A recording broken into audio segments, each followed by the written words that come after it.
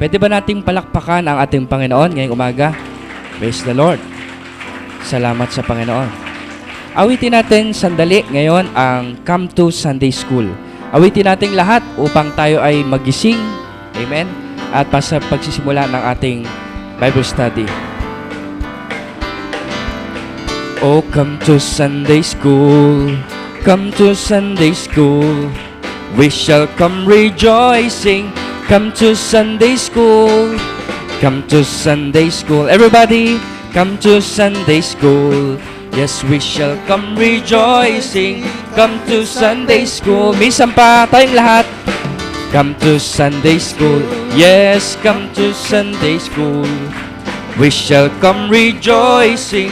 Come to Sunday School. Come to Sunday School. Yes, come to Sunday School. We shall come rejoicing. Come to Sunday School. Praise the Lord. Hallelujah. Let us bow our heads at pumikit tayong lahat. Tayo dudulog sa ating Panginoon. Praise the Lord. Ama, maraming salamat po sa umagang ito muli. Nagkita-kita kami, Panginoon, at nasumpungan namin ang bawat isa sa dakong ito na may kagalakan, Panginoon, upang maglingkod sa iyo, magpuri at sumamba sa iyo, Panginoon. Lord, patawarin mo nawa kami at linisin sa amin po mga pagkakamali at pagkukulang at pagkakasala sa iyo na iyo pong masumpungan sa aming puso, maging ito may sa iba't ibang paraan, sa pag-iisip, pananalita o sa gawa.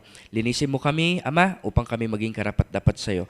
Nagtitiwala namin ang munting aralin na aming pong pag-uusapan at pagbubulay-bulayan. Ikaw po, Panginoon, magpahayag sa amin at magbigay, Panginoon, ng kapahayagan, Panginoon, sa bawat isa upang higit namin maunawaan ang iyong salita.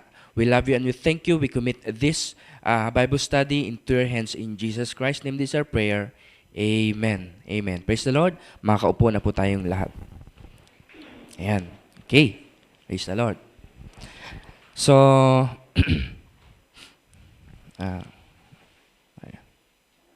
tayo sa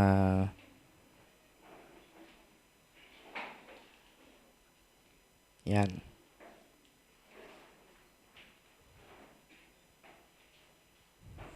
Okay. Praise the Lord. At ang ating pong pinag-aaralan ngayon ay patungkol pa rin po sa serpent seed at sa original sin.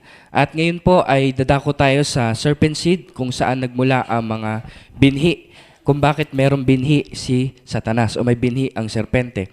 But babalikan lang natin sandali ang pinag-aaralan natin noong nakaraan. Praise the Lord. Salamat sa Panginoon. Ngayon, let's listen. Mga kapatid, babasahin ko po ang Genesis chapter 3 verse 1 bilang babalik tanaw. Now the serpent was more subtle than any beast of the field, which the Lord God had made. And he said unto the woman, Yea, hath God said, You shall not eat of every tree of the garden? Ngayon, ayun ang sabi ng serpente. Tingnan natin ang description ng ating propeta sa serpente. Sa serpent seed noong 1958, let's take him now and see what he looks like. Great big fellow, prehistoric giant. Mga kapatid, ayun pala ang itsura ng serpente noon. At kinuha ko lang tong ilustrasyon na to, pero hindi ko sinabing ayan mismo yung drawing. So, binigyan ko lang ng yung sinasabi ng ating kapatid, ng ating propeta. Great big fellow. Malaking tao pala ang serpente, mga kapatid. At prehistoric giant. That's where they find these big bones. And I'll show you this in the Bible. Now, watch closely then. All right, this great big fellow, itong malaking nilalang na to, let's say he was 10 foot tall. Dahil siya matangkad, sabihin natin, sabi ng prophet, marahil 10 foot. Ay, sino ba ang 6-footer sa atin dito? Dahil si Brother Al o si Brother Jong Bangklos, 6-footer, no? Sila Brother Jojo Dunsil, marahil 6'1 o 6'2. Pero mga kapatid, 10 ito. Mga ganon, no? He was 10 foot tall, great big shoulders, malalaking katawan. Praise the Lord. Ang kanyang mga balikat look like just a man. Praise the Lord. Next, this beast was so close to a human being and yet was pure animal. Ito yung sabi ng prophet sa Ephesians Church Age book. Praise the Lord. This beast was so close to human being and yet was pure animal. Mga kapatid, etong nilalang na to ay halos malapit na sa tao, sa pagiging tao. Pero hindi siya tao, mga kapatid. Ito'y animal pa rin. Makikita natin sa pag-aaral natin, pagpapatuloy natin. And yet was pure animal. Mga kapatid, nakakapagsalita. Marahil nakakaapiran mo, tapos nakikipagkatwiranan sa'yo. Amen? Nakakausap mo ng maayos.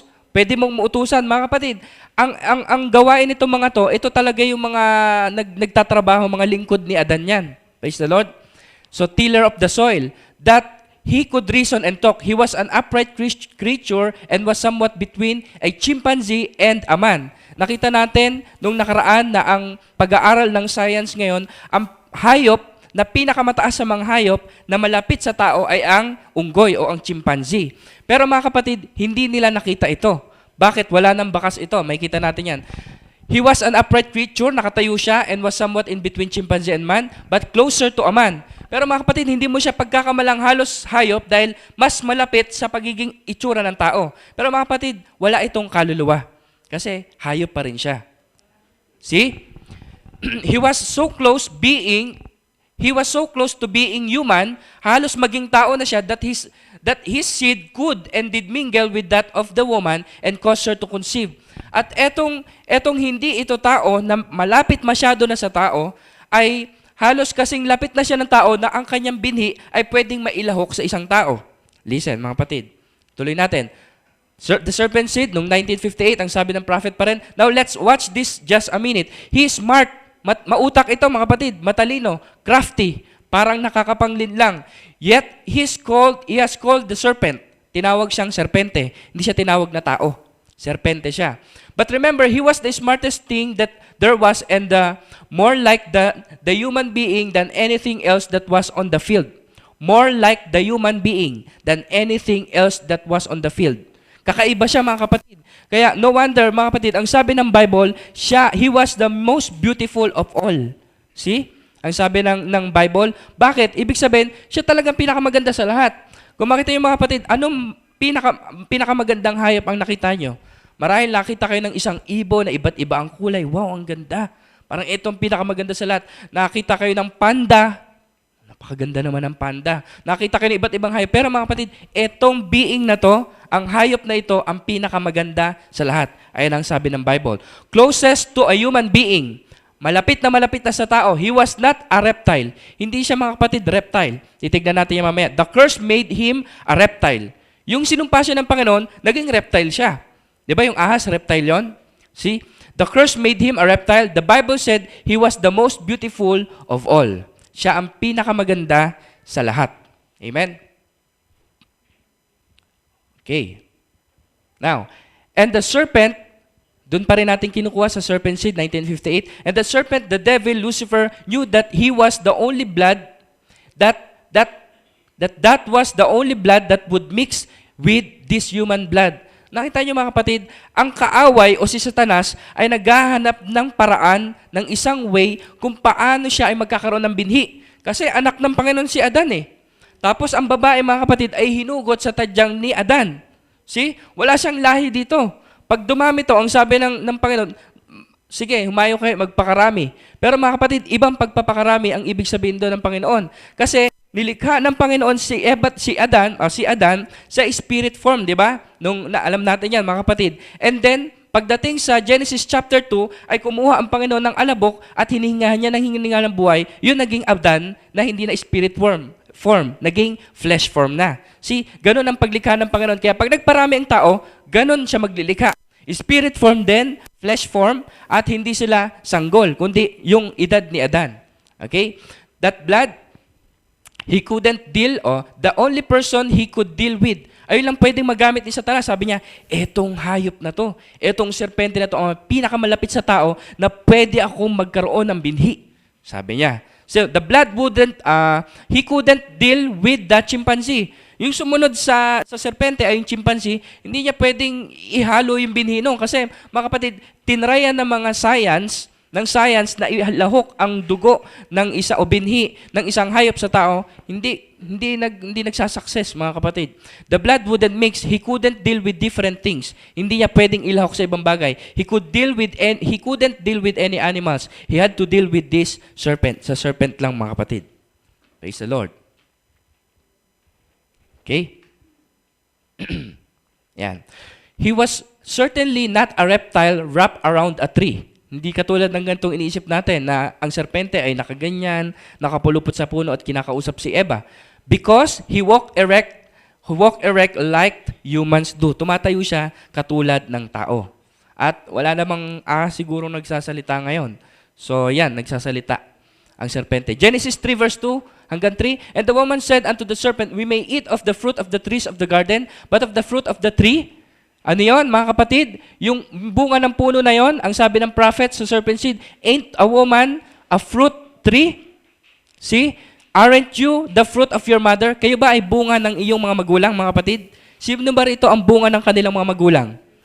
Yun ang sabi ng kaaway. But of the fruit of the tree, yung bunga. Ibig sabihin, ang tinutukoy niya, tayo ay bunga ng ating mga magulang. So alam natin kung anong tinutukoy dito sa verse 3. Which in the midst of the garden. Ano yung midst of the garden, mga kapatid? Ibig sabihin ng garden, ang tinutukoy ng serpente ron ay ang tao. Ano yung nasa gitna ng tao? Mga kapatid, reproductive part of a woman. Kinakausap niya si Eva at sabi niya, yung nasa gitna ng halamanan. Ibig sabihin, nasa gitna ng tao ay ang kanyang reproductive organ. Now, God had said, ye shall not eat. Ano yung eat na binasa natin o nakaraan, pinag-aralan natin sa Proverbs 3:30-20? Yun yung mapakiapid na gawa. See? Huwag kang makikiapid. Parang ganon. You shall not eat o yung pakiapid na gawa of it. Neither shall ye touch it, lest ye die. Ibig sabihin, huwag mo ang hihipuin dahil ikaw ay mamamatay. Ibig sabihin na mamamatay ron, hindi yung namatay agad, kundi spiritual death. Okay? Malinaw mga kapatid? Ayoko magtagal dyan para tayo makamove. Genesis 3, verse 4-5, and the serpent said unto the woman, you shall not surely die. Ang sabi ng kaaway, tingnan, ini-inject niya, hindi ka mamatay. For God that know that in the day ye eat thereof, then your eyes shall be opened, and you shall be as gods, knowing good and evil. Sige, tingnan natin. By dislocating a word and misplacing it, Satan was able to misinterpret or to give a false interpretation of the truth that God had originally laid down. See? Mga kapatid, ganyan nangyayari rin sa mensahe natin panahon ngayon. Ipapakita ang verse ng Bible, ipapakita ang quote ng prophet, pero hindi para ron, ginagawang tugma para doon. See? Yung mali ay, ito, sabi ng prophet, oh. Siya nagsabi, oh. O kaya, nagpapatunay na merong dalawang Diyos. Di ba? O itong sabi ng Biblia, babautismo ka, ang sabi mismo ng Diyos, sa pangalan ng Ama, Anak, Espiritu Santo. See, mga kapatid, dislocating, misplacing, and misinterpreting the word. Tama, salita ng Diyos, pero nami-misinterpret na hindi nalalagay sa tamang dapat kaglagyan. Or to give a false interpretation of the truth that God had originally laid down. Hindi nag-interpret ng tunay na nais ng Panginoon. Kaya mga kapatid, yung sa Godhead, sabi ng pastor, it's a concept. Yung pagkakasabi doon, yung konsepto kung paano, yung illustration ng pastor, pag sinabi kong, halimbawa, apple, anong nasa isip nyo? Marahil sabi, yung apple, yung mansanas. Yung apple na yung ang tatak ng computer, apple. Pero yung pala, ang ibig ko sabihin, yung apple na pangalan ng tao ay apple. So, parehang salita, magkaiba ng konsepto. Do you get it? See? Minimisinterpret ng kaaway. Talaga ba hindi pwedeng kainin? Talaga ba hindi nyo pwedeng pakilaman yung nasa gitna ng katawan mo? Hindi ba alam magiging matalino ka? Malalaman mo yung tama at mali? Kasi hindi nyo alam yan eh. Oo nga, no? See? Ayan ang binigay ng Panginoon sa atin, yung free moral agency. Yung kakayanan mo na mamili ng tama o mali. Bahala ka dyan. Kasi meron kang free moral agency. Pero ang anak ng Diyos, mga kapatid, malalaman natin, pipiliin niya yung tama. Pipiliin niya yung salita ng Panginoon. My sheep know my voice, and they follow me. Praise the Lord. Genesis 3 verse 6. And when the woman saw that the tree was good for food, maganda tong inaalok ng kaaway. And that it was pleasant to the eyes and tree to be desired to make one wise, she took of the fruit thereof and did eat. Ano yung ibig sabihin eat? Nagpartake siya. Ginawa nila, mga kapatid. And gave also unto her husband with her, and he did eat. Pinartake din ni Adan. Praise the Lord. The moment that Eve was completely persuaded by the serpent to believe the serpent's word and took it in her mind o her heart, pinasok niya sa kanyang isip, pinasok niya sa kanyang puso, and had intercourse with it, she committed spiritual fornication. Si mga kapatid, doon pa lang sa sinasabi ng kaaway, talaga ba na hindi pwedeng kainin yan? Doon pa lang mga kapatid, tinanggap na ni Eva sa kanyang isip Si mga kapatid, kaya mga kapatid, bago natin gawin isang bagay, ay natatanggap natin na hindi nalaman sa ating isip o sa ating puso, at bago pa natin mamalayan, ay ginagawa na natin yon. Praise the Lord. See? And had intercourse with it, she committed spiritual fornication. Doon pa lang ay nag-commit na siya ng spiritual fornication. Nangalo niya na siya sa harap ng Panginoon, hindi pa niya ginagawa. She committed spiritual fornication by hybridizing the lie with the divine commandment or truth of God that was given to her. See? Then, the physical act of fornication with the serpent was committed and death was introduced into the world. Pagtapos niya tinanggap sa kanyang isip, ginawa niya, tinanggap niya, at ginawa nila. See? And then, death was introduced into this world. Pumasok ang kamatayan, mga kapatid. Nakakasunod ba, mga kapatid? Praise the Lord. Salamat sa Panginoon. The spoken word is the original seed noong 1962. Ang sabi ng prophet, si Cain to, was born between Satan and Eve. Si Cain, ipinanganak siya ni Satanas at ni Eva. Si Cain to, mga kapatid, they may call it whatever you want to. Ang sabi ng prophet, it was Satan and Eve. Hindi yan anak ni Adan, si Cain. Anak yan ni Eva. Ay, anak yan ni Satanas, gawa yan ni Satanas at ni Eva. The original word had nothing to do with it. Hindi naman ganyan ang sinabi ng Panginoon eh. See? Kasi ang Panginoon, nilikha niya si Adan sa pamagitan ng salita. Pero ito hindi sa pamagitan ng salita. Walang kinalaman dito ang original na salita ng Panginoon. The original word was life. Mga kapatid, pag salita ng Panginoon, tandaan niyo mga kapatid, are you listening? Pag salita ng Panginoon, ito'y buhay. Can you say amen? Pag hindi ang salita ng Panginoon, kamatayan yan. Ito mga kapatid, hindi salita ng Panginoon ang ginawa nilang Cain. Kamatayan to. Kaya pumasok ang kamatayan. The original word was life. He had hybrid it and it brought death. Nakita niyo yung resulta mga kapatid? Kamatayan. Praise the Lord. Sana makita niyo ang kaseryosohan ng ating pinag-aaralan. After they took of the fruit, the God told them not to eat. Pagtapos silang kainin, yung sinabi ng Panginoon, huwag niyo kakainin. Anong nangyari? They found out that they were naked. Nakita nilang hubad sila. And nagtapi sila ng, praise the Lord, ng dahon. They hid themselves. Nagtago sila sa presensya ng Panginoon. At tinanong sila ng Panginoon, kinain niyo ba yung sinabi kong huwag niyong kakainin? Ang sabi ng Genesis 3 verse 12 to 13, and the man said, the woman whom thou gavest to be with me, she gave me of the tree and I did eat. And the Lord God said unto the woman, what is this that thou hast done? Itong ginawa mo. And the woman said, the serpent beguiled me and I did eat. Parang nire-recall lang natin nakaraan mga kapatid. Ang sabi ng prophet noong 1958, and he said, who told you you was naked? Sino nagsabi sa yung hubad ka? O hubad ka? Then they begin to, in army fashion, passing back. Nagpasahan na sila o nagturuan na sila. Said, well, the woman you gave me done it. Panginoon, yung babaeng binigay mo sa akin, siyang gumawa nito. She was the one who persuaded me. Siya may gawa, Panginoon. And he said, the serpent give me an apple. All right, preacher, get next to yourself. She said, the serpent beguiled me. Sinabi ba sabi ni Adan, o Panginoon, itong babaeng binigay mo sa akin. Pagdating sa babae, Panginoon, binigyan ako naman sanas ng ahas. Ganun ba yung sabi ni Eva, mga kapatid? Ganun ba? Hindi, mga kapatid. Ang sabi niya, the serpent beguiled me. But iba yung pagkakasabi niya. Hindi daw pinakain, kundi sabi ng prophet, do you know what beguiled means? Ano ibig sabihin ng beguiled? Means defiled. Dinumihan niya ako. Dinungisan niya ako. Kumbaga sa sakit, hinawaan niya ako. Parang ganon, defiled. So beguiled me. The devil never gave her an apple. The serpent has beguiled me. And then the curse came. Yung sumpa ay dumating. Genesis 3:14, and the Lord God said unto the serpent, because thou hast done this, thou art cursed above all cattle. Sa lahat ng hayop, ikaw ang pinakamaganda. Ngayon, sa lahat ng hayop, ikaw ang sinumpa. See? Above every beast of the field, upon thy belly shalt thou go, and thus shalt thou eat. Yung tiyan mo, ilalakad mo, ang kakainin mo ay alabok, all the days of thy life. Eto na mga kapatid, yung missing link. Ang sabi ng prophet, God told him that his legs would come off and he'd go on his belly. Igagapang niya ang kanyang tiyan. The serpent is the missing person between chimpanzee and the man. Because listen, notice this now, that the serpent was not a reptile. Sabi nga natin kanina, hindi siya reptile dati. He was the most subtle. Siya yung pinakamaganda, siya yung pinakamatalino, siya yung pinakamautak of all the beasts of the field. And you can find one bone in a snake that looks like a man being, in a human being, and that's the reason science has lost. Ayun yung karugtong nun.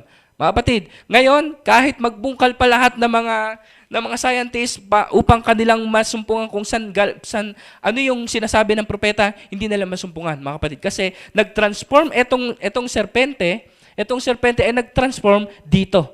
Naging serpente. Naging serpente pa rin siya, naging ahas siya na gumagapang, pero dati ay ganito itsura. Ngayon, wala kang makitang pruweba kung paano nangyari. Bakit? Nung ginawa ng Diyos yan, nung sinumpa ng Panginoon, nagbago na ang kanyang mga buto, mga kalamnan, ang kanyang lahat ng form niya ay bagong-bago, mga kapatid, malayo sa pinanggalingan niya. Tutuloy natin. Tingnan natin mga kapatid yung animal, silipin natin yung mga karakteristik ng animals. Merong mga kapatid isang uri ng mga animals na mammals. Ayan, ibig sabihin ay yung body covered by hair, warm-blooded, have backbone, produce milk. Ayan, tinatawag na apat ang paa. Ayan naman tinatawag na mga mammals. Ito namang kabila, mga kapatid, ay reptiles. Body covered by scales, cold-blooded, have a backbone, most lay hard-shelled eggs on land. Nangingitlog sila sa lupa. Ayan, mga kapatid, yung mammals ay tulad yung mga tigre, leon, ibig sabihin, unggoy, mga kapatid, kasama dyan sa mga mammals. Pusa, aso, mammals yan. Ito namang reptile, mga kapatid, ito naman ay yung mga ahas, ito yung mga buhaya, yung nangingitlog sa lupa.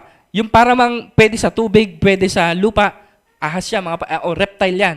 Birds, alam natin to, yung mga may balahibo, lumilipad, mga birds, lahat ng uri ng birds yan. Insects. Ito yung mga, most are air-breathing animals, 6 legs, 2 antena, 3 body section, head, thorax, abdomen. So, kadalasan niya mga kapatid, yan, 6-legged, may antena sila. Yan yung mga insects. Yung spider naman, 8 legs and 8 eyes, they spin webs. Puproduce sila ng sapot. Ayan yung nabibilang sa mga insect and spiders. At meron pang isang mga kapatid na kategorya o karakteristik ng hayop ay ang aquatic animals. Ito naman yung natatagpuan sa tubig. Sila naman yung mga may hasang. Nung sinumpa ng Panginoon, yung serpente na parang tila baga-tao, ginawa siyang reptile. Hindi siya ginawang birds, hindi siya ginawang maging paru-paro ka, hindi siya ginawang ganon, mga kapatid. Hindi siya ginawang isda, kundi ginawa siyang reptile. Gumagapang siya, kagrupo niya yung mga buhaya, yung mga ahas, yan ang grupo ng reptile. Naunawaan, mga kapatid? Dinaanan lang natin sa dalihan para alam natin. God hid it from the eyes of the wise and prudent and promised to reveal it to the sons of God in the last day. Nagpapasalamat ba kayo, mga kapatid? Hinayag ng Panginoon yan. So, the fornication of the woman with the serpent had brought forth death to the world. Yung pangangalo niya ng babae sa serpente ay nagdulot ng kamatayan sa mundo ngayon. It was actually Eve's unbelief. Mga kapatid, disobedience to God's word or commandment. Mga kapatid, hindi dahil sa ginawa mo, kundi dahil hindi ka nakinig sa akin. Mga kapatid, minsan ba nagalit kayo marahil sa iyong anak o nagalit kayo sa isang nasasakupan yung tao na inuutusan nyo? Kaya ka na disgrasya, anak, kasi hindi ka nakinig sa akin eh. Hindi itong sinasabi kong na-disgrasya ka. Hindi sinasabi kong nasaktan ka ngayon. Hindi ka, nalayo ka ngayon. Hindi yun, anak. Ang ibig ko sabihin, hindi ka nakinig sa akin. Tama ba, mga kapatid? Hindi yung nangyari sa'yo, kaya ka napasok, marahil, kaya ka nasagasaan sa labas, kaya ka birnake ng boyfriend mo, o kaya ka nangyari sa yung bagay nito. Hindi yan. Kaya ako nagalit. Nagalit ako dahil hindi ka nakinig sa akin. Di ba ganon? Ayun yun, mga kapatid. It was actually Eve's unbelief. Andyan na yung salita ko eh. Hindi ka sumampalataya. Sumampalataya ka sa kaaway. See? Disobedience, hindi ka sumunod. Meron ako malinaw na utos, hindi mo sinunod to God's word or commandment. Praise the Lord. Sin is, ano sabi ng prophet? Unbelief to the word of God. Death means eternal separation from God. Yung kamatayan, mga kapatid, ay dati malapit sila sa Panginoon, nalayo na sila sa Panginoon. Ayun ang ibig sabihin ng death, eternal separation from God. Sin is unbelief. Praise the Lord. Ang sabi ng prophet, why I'm against organized religion noong 1962. And sin is unbelief in the word of God. You steal because you don't believe. See? Nagnanakaw ka ngayon kasi hindi ka sumampalataya sa salita ng Panginoon. Tama ba, mga kapatid? Saan nagmula yan? Sa Genesis, mga kapatid. You steal because you don't believe. You lie because you don't believe. Nagsisinungaling kayo ngayon, mga kapatid. Ginagawa yung kasi sinabi ng Panginoon na hindi tayo magsisinungaling, pero nagsisinungaling pa rin tayo. Bakit? Dahil sa hindi paniniwala sa salita ng Panginoon. Praise the Lord. You commit adultery because you don't believe. Sabi ko, ang sabi na ng salita ng Panginoon, Huwag kayong gagawa ng mga bagay na yan, mga kabataan, hanggat hindi kayo kasal. Dapat sumailalim muna kayo sa kasal para hindi kayo nagkakasala. You commit adultery because you don't believe. Hindi kayo sumasampalataya eh. Hindi ko ayan, nabuntis ka. O yan, nakabuntis ka. Ayan, ganito, nangyari yan. Hindi yan, mga kapatid. Bakit? May salita ang Panginoon, hindi pinaniwalaan. Doon nagsimula yan, mga kapatid. Hindi ka makasalan dahil manginginom ka, dahil drug addict ka, or mamamatay tao ka. May pinagsimulan, mga kapatid. Merong malinaw na atas ang Panginoon at hindi ito sinunod ng tao.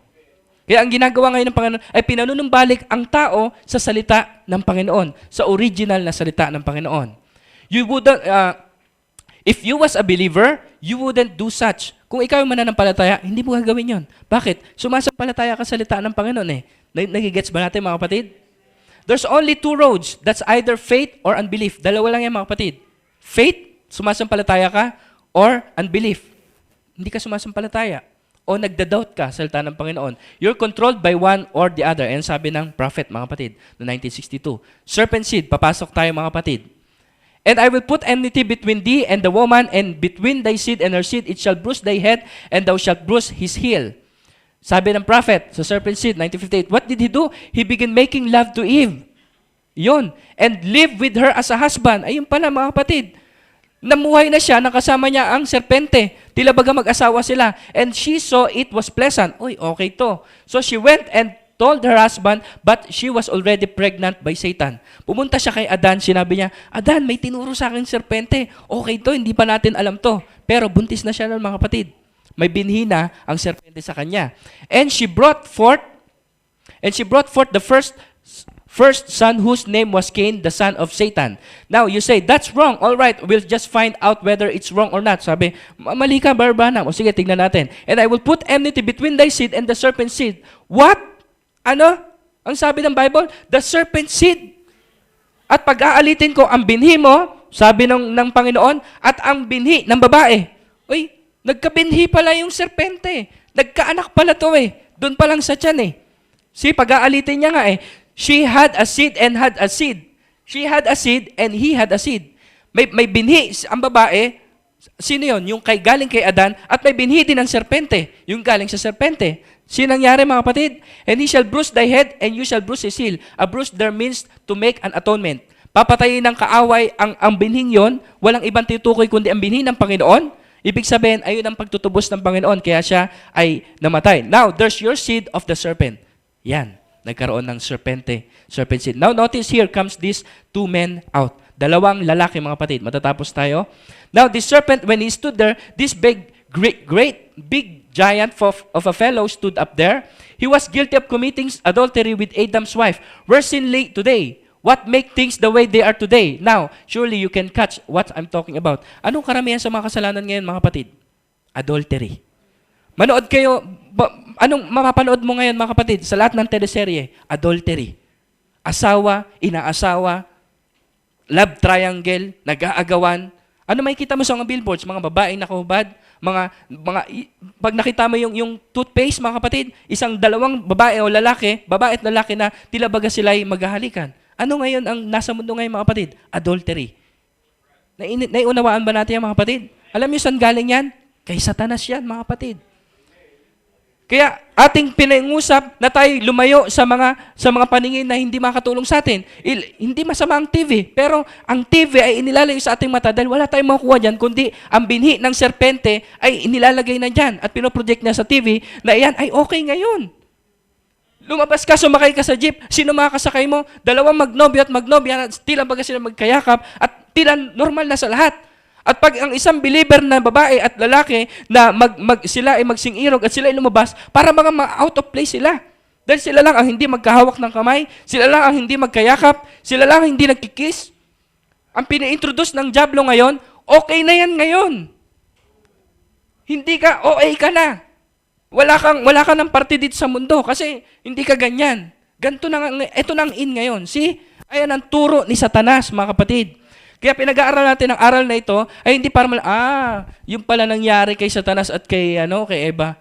And then umuwi ka na sa bahay mo at manood ka ng TV, mag-boyfriend ka ng kung sinong gusto mo, mang-agaw ka na may boyfriend at may boyfriend, galawin mo. Excuse me, mga kapatid. virgin lay today? What makes things the way they are today? Adultery. Praise the Lord. What was the seed of the serpent? Adultery. Anong bunga ng kaaway? Si Satanas. Anong bunga niya? Bunga ng adultery. Mga kapatid. Kaya mga kapatid, nauunawaan nyo ang ating paghawak at pagtayo sa salita ng Panginoon. Maunawaan yung stand ng ating pastor na hindi pinapayagan sa ating church na ito. Are you listening to me? Bibigay ko na sa ating MC. Hindi natin pinapayagan. Hindi hanggat maaari, mga kapatid. Hindi talaga. Kung maaari ay dinidil yan ng prophet, dinidil yan ng Bible, at dinidil din natin yan. Kung maaari, kakausapin natin ang kapatid, wag lang siya masaktan. Kundi itama niya ang kanyang sarili. Kung nagkamali ka, okay, papatawarin ka ng Panginoon, pero ituwid mong sarili mo, magpakasal kayo. Wag kang umattend dito ng tila baga okay yan at gagayahin ka ng kapatid. Pastor, si ano nga eh. O tingnan mo sila. O kasal ba yan? O tingnan mo, pastor, naunahan na nga, hindi pa nga kinakasal. See? Anong sasabihin? Anong stand ng message ngayon? Ganyan na lang mga kapatid. Anong mangyayari sa mga susunod na generation pag hinayaan natin mga bagay na to? See? Ang anak ko, ano mangyayari pag tumagal pa ang Panginoon? Babubuntis na lang ba siya dahil babae ang anak ko? Mga kapatid, no way mga kapatid. Tatayo tayo sa salita ng Diyos kung ano original na sinabi ng Panginoon. You follow it, adultery with Eve. But the spiritual revelation, God proves the Bible that it was sexual intercourse between man and woman. That's na lang mga kapatid. He said, because you listened to the serpent instead of your husband, you took life from the world. Kinakausap kita, Eva. Pero, yung sinasalin ko, kaya, mga kapatid, nakikinig tayong salita ng Panginoon, ito'y binhi ng Panginoon na pinapartake sa atin ng Panginoon. See? At habang tumatagal, hindi natin nalaman, ay tayo ay nabubuntis ng salita ng Panginoon. At pagkatapos, hindi natin mapipigilan, mga kapatid, tayo magluluway ng buhay ng Panginoon. Pero mga kapatid, itong sinasabi ng Panginoon, you took life from the world. Hindi ka kumuha ng buhay sa akin, kumuha ka ng buhay sa ibang lalaki. Anong mararamdaman nyo kung isang lalaki at ang asawa nyo kumuha ng anak sa iba? See? Adultery. And now, you multiply your sorrow. Dahil ginawa mo yan, pararamihin ko ang paghihirap mo ng panganak. See, kaya kung kumain lang to ng prutas, ba't nagkahirap-hirap ng buhay ng babae ngayon? Kita nyo? Adultery. And your conception shall to be to your husband and so forth. Praise the Lord. And because you listen to your wife, I took you from the dust. Ikaw naman lalaki, nakinig ka sa iyong asawa na dapat sa akin ka nakinig. I took you from the dust. Isa kang espiritu dati, kinuha kita ng alabok at ginawa kitang taong may flesh. Now, the higher species, pinakamataas na being na nilalang, back to the dust you go. Simula ngayon, mamamatay ka na. Anong pinakamatagal na buhay ngayon mga kapatid? 80, 85, 90, 100, 120, 140? Mamamatay pa rin ang tao mga kapatid. Bakit? Adultery. See? Bibigay ko na kay Brother Al. Praise the Lord. That means eternal separation from God. That's what that means, to be eternal separated from God. Kaya simula noon, nalayo na ang tao sa ating Panginoon. What awful consequences if they only ate an apple or some kind of a fruit, literal fruit from a tree? Ang tindi naman ang consequences kung prutas lang kinain. If the cause of the fall was the partaking of the fruit of the forbidden literal tree, the redemption must come by eating the fruit of another literal tree. O dahil kumain ka ng mansanas, ang tutubusin ko kayo, bibigyan kita ng magandang mansanas ngayon na eternal life. Hindi, mga kapatid. Whereby Eve might eat and for eternal life. Sana, pinakain na lang ulit ng ibang, baka peras naman yung pinakain para tubusin. It only proves that it was not the eating of the fruit of a literal tree, hindi literal na puno ang kinain doon o bunga, that caused the fall of the whole human race. Adam called his wife named Eve because she was the mother of all living. Napansin nyo ba ito mga kapatid? Ito na, bibigyan ko na Mother Al. Eve was called the mother of all living, but Adam didn't because only Abel was of Adam. Diba? Simula ngayon, Eva, babae ang pangalan niya dati, hindi Eva. Simula ngayon, babae, tatawagin kang Eva dahil ikaw ang ina ng lahat ng nilalang. Ba't hindi sinabi ng Bible, ikaw, Adan, ay magiging ama ng lahat ng nilalang? Bakit? Kasi hindi siya yung ama eh. May isa pang ama eh. See? Si Eva, siya yung ina ng lahat, pero si Adan hindi. Kasi may kahati siya, may isa pang ama. Kaya si Eva, ang siyang tinawag na mother of all living. Praise the Lord. Ibibigay ko na kay Brother Al. Tayo tayong lahat mga kapatid. Praise the Lord. Pasensya na. God bless you. Amen. God bless you. At purihin natin ang Panginoon. Shall we say praise the Lord? Amen. Napakainam na